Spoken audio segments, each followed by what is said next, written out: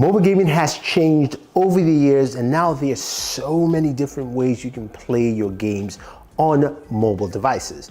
Now this video, we're going to be checking out the different ways you can actually play and to find out which one fits you best.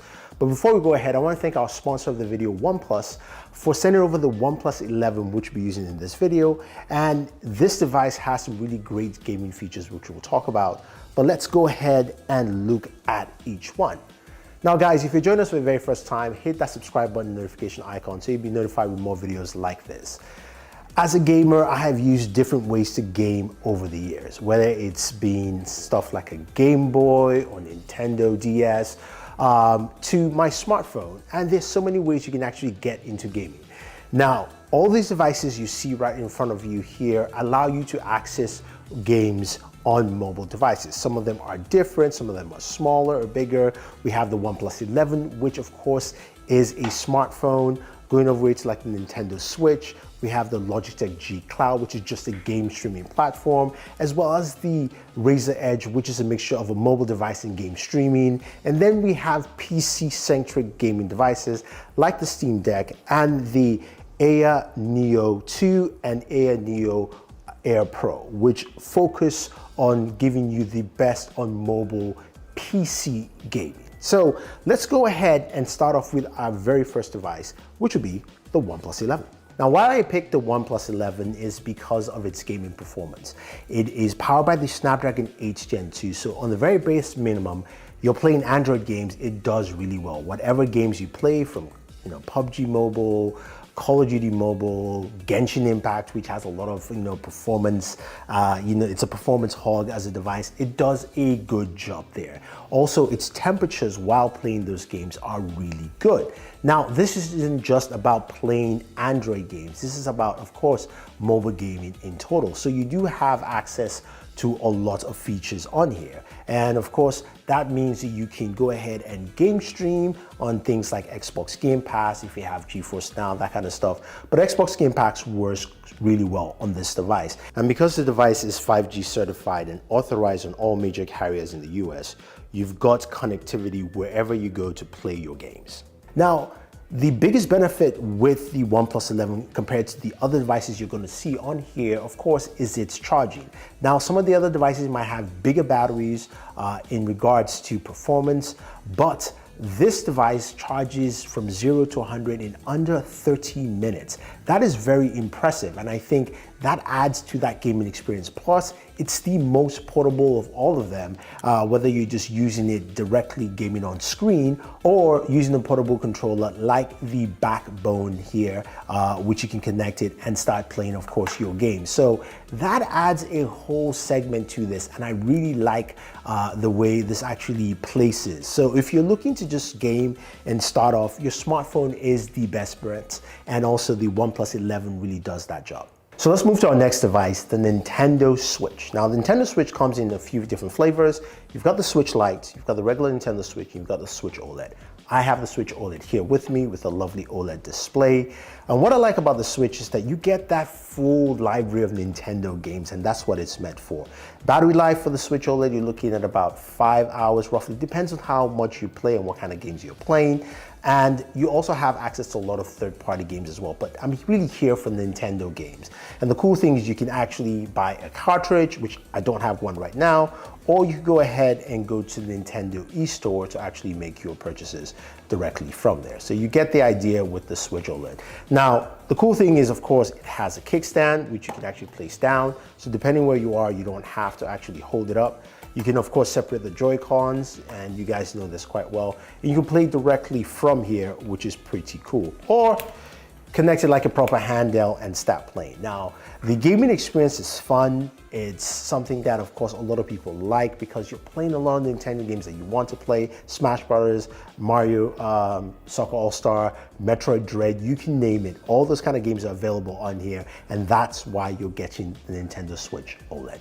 So game streaming is something that's getting bigger nowadays, and Logitech decided, look, the Logitech G Cloud, this device right here, is the device for you to stream your games. This is purely a game streaming device. Yes, it can play Android games, but the idea is you should be able to connect and stream your games, be it Xbox Game Pass, be it GeForce Now for PC games, and also you can jump on Parsec to access your, of course, your PC desktop if you want to. Now the whole experience is actually pretty decent, and for its current price point right now, I think it's not a bad offering. You've got a large display and something that will last you battery life for probably roughly around 7 hours. And when it comes to streaming games, it works well. Xbox Game Pass games play very well on this, and you can see it actually showcases there.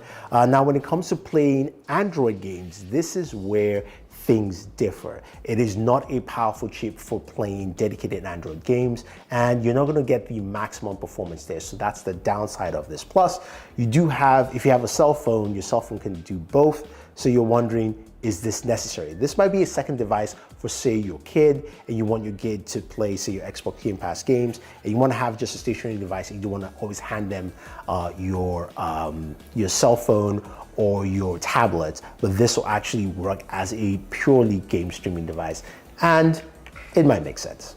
So while Logitech has a game streaming device that is strictly Wi-Fi connected and has lower Android gaming performance, Razer has something that's completely different with the Razer Edge. Now the price is a bit more, but Razer partnered with Verizon to give us something truly unique that has a different standpoint to gaming. This is kind of like a portable gaming device that has 5G connectivity as well as also streaming capabilities. Now you're wondering, how is this different from my smartphone? The idea here is, if you don't want to use your smartphone like the OnePlus 11, or you don't have something as powerful as the OnePlus 11, then this is something you want to get that's strictly for your gaming needs. Now, of course, this means that you can play all your Android games at full performance and get the best capabilities out of those, which is pretty nice, but also means that you can go ahead and connect to game streaming services, be it Steam Link, of course, you've got Parsec, you've got GeForce Now, Xbox Game Pass, and then you can access all those. Now, the cool thing about this is that this is a 6.8-inch device, and it also comes with the Razer Kishi 2 Controller Pro, which, of course, you can take out, and you can use this as your portable tablet as well, because it's a large screen. Go ahead and watch your streaming services and jump into things like Netflix to watch your shows, or of course Amazon Prime, whatever you choose to watch. You get the idea here. But you can go back and do your gaming, and the performance is really nice. Now, on the downside, this is an extra device that most people will get, and to do their gaming, and this doesn't have proper cellular connectivity, so there are no apps on here for making phone calls or anything like that. So you don't have that benefit of using it purely as a cell phone. You can use it as a smartphone, or at least as a smart tablet in all full functionality, and enjoy the streaming games as well as those Android games as well, truly on the system. And then we have the Steam Deck. Now, Steam Deck is built with PC gamers in mind to make PC gaming more portable, which is actually pretty cool. You've got a 7-inch display. It is a touchscreen display. You also have opposable thumbsticks all on the top, kind of PlayStation style, but higher. You do have track pads here as well. XYB buttons, a D-pad, and this is powered by AMD Zen 2 processor with built-in GPU. So you're getting really solid gaming performance from this. And instead of game streaming like we saw with the Razer, as well as also the Logitech G Cloud, you're gonna play your PC games directly on this. Now, the one thing about Steam Deck is that you get access to all your Steam games, and Steam is probably one of the biggest library for PC games. So if your gaming is on Steam, then you are in luck with the Steam Deck. If you have games through either Xbox Game Pass or Xbox, then you will not be able to access it on the Steam Deck. What I like about the Steam Deck is that this takes you straight to your Steam library, and I've had my Steam library since 1999. I know, quite a while. So which means I have access to all the games that I've purchased on Steam, and I can quickly jump into any of those games as I want to. So for instance, I can go into Doom Eternal and go ahead and start playing that quite directly from here. And I like that about it. So you've got speakers, this feels comfortable. Now, you've got all the buttons you need for your gameplay experience. You've got, of course, extra remappable buttons at the back here, as well as your trigger buttons on here as well.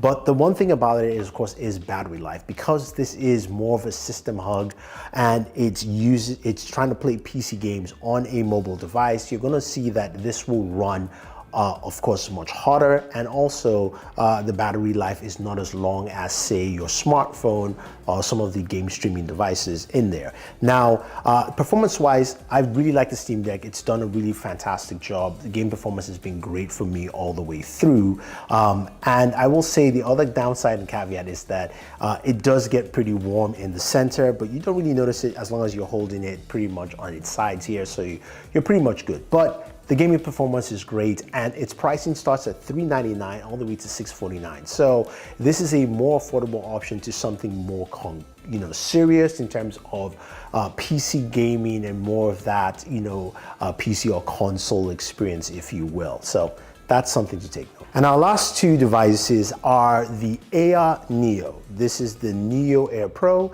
and this is the Neo 2. Both of these are mobile PC gaming devices, just like the Steam Deck, except more powerful in respect. It also are running full Windows. Steam Deck runs its own operating system. This runs Windows, which means you can play games on other game services like Xbox Game Pass, as well as also things like Epic. You can install it on here and install those games. That's one of the biggest benefits. Plus, the processing is very different. With the Air Pro here, this is more portable, really light, small, comfortable. This is running a Ryzen 7 processor, and this is a Ryzen 7U processor in here. So it plays games at 720p. You've got decent performance on there. You really can't go max on there, but you do have a lot of storage. You can go 1 terabyte here, and it does run warm. While it has a 10,000 milliamp battery life is roughly around 2 to 3 hours of gameplay. While the Neo 2 is a much bigger device, running the latest Ryzen processor. Nice display here. You can see Ichigo on screen. This has much better performance where you can play your games at up to 1080p depending on the game you're playing. Really good performance overall. I do like its feel. Storage can go up to 2 terabytes, which is nice, and you can install a lot of games. And again, you can play your Steam games, you can play your Xbox Game Pass games, whether it's cloud or installed, and you're gonna have a very good gaming performance. So when we look at all the gaming devices here today, there is something for everyone. Now, the best option for most people is your smartphone, and a device like the OnePlus 11 can help you do a lot more than just play Android games, but also play a plethora of games on PC streaming, and it does have that really fast charging. But you have options to pick from, like the Nintendo Switch, which allows you to play, of course, all those great Nintendo games. Steam Deck, which is a great capsule for PC gaming, but it's still locked in the Steam ecosystem. And then, of course, you have things like the Ayaneo series, where as long as you have the money to spend, you can do whatever you want to. And of course, Razer and Logitech with that game streaming hybrid. Now, let me know what you guys would use as your ultimate or perfect mobile gaming device. If you have any questions, any comments, let me know. If you want to pick up any of the devices, including the OnePlus 11, use the links down below. Otherwise, don't forget to like, share, subscribe, and always enjoy your entertainment.